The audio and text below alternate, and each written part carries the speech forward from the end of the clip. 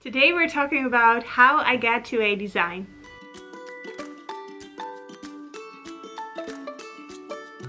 Hi there, welcome to a new Q&A Tuesday video.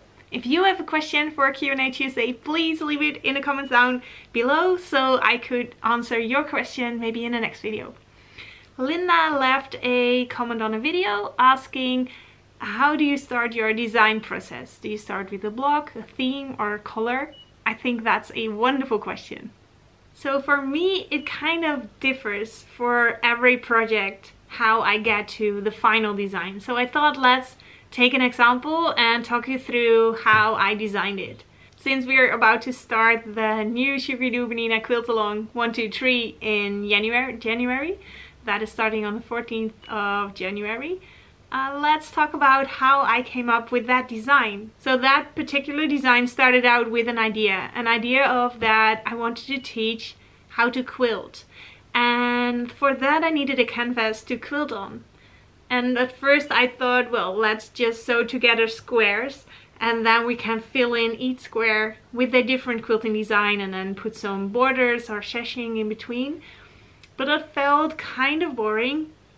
But I was leaning towards that because it would be easy to assemble a quilt up like that and then focus on the quilting itself.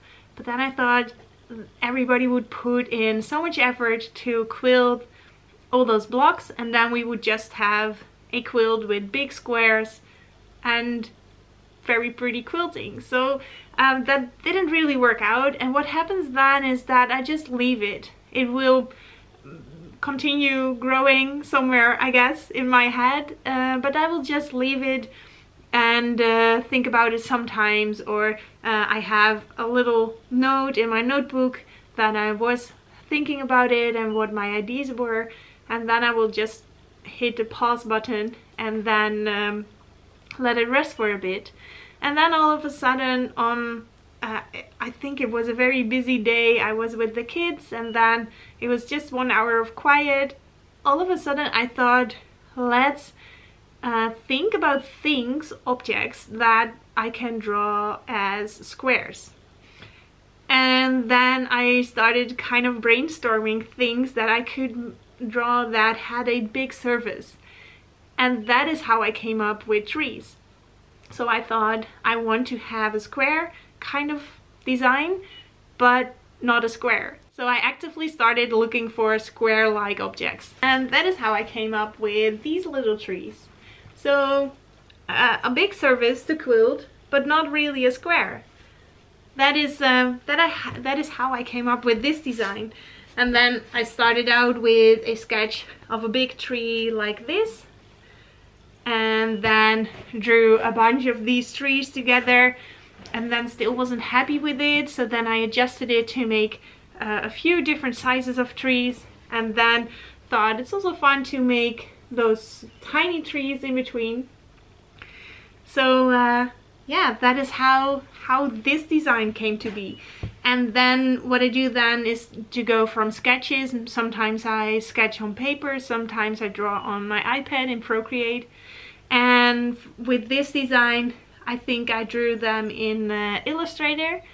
And then when I have a kind of a finished-ish idea of what I want to make, I will put it in Electric Quilt 8. Because there I will put in the measures of the size of the quilt that I want. Or sometimes I will just start with a block size and tell Electric Quilt 8, that's a computer program for quilt design, and tell the program how many blocks I want in my quilt, and then it will show me how big it will get. So that's really easy to scale and to finalize the quilt design. So that's how the quilt along 1, 2, 3 design came to be. And with that, for every quilt there is I think for me there's a different way of how I design it. Sometimes it starts with I want to make a giraffe and then I draw it.